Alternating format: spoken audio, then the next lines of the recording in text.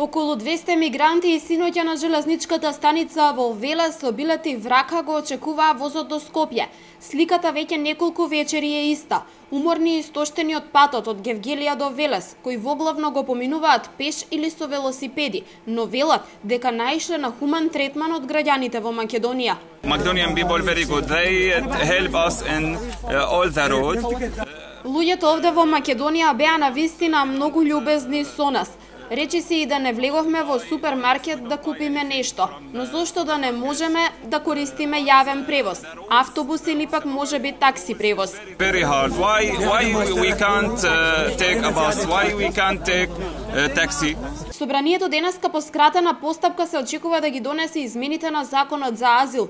Со нив се предвидува секој бегалец кој ќе ја помине границата да обезбеди документ со кој ќе му се овозможи за 72 часа да побара азил или да ја напушти земјата. Мигрантите знаат за измените и велат дека ова значително ќе ги олесни условите за транзит низ Македонија.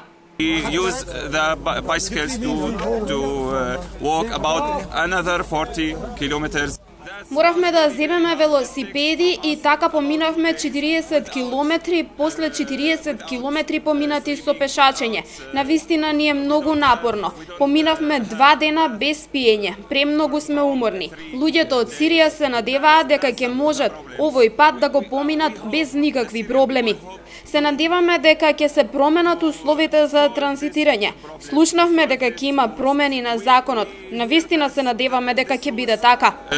Will change in the next week. I hope that. Гужвите на железничката станица се повторуваат речиси секоја вечер оваа недела. Велешани ги купуваат велосипедите со кои доаѓаат од Гевгелија, а чија цена синоќа не беше пониска од 50 евра.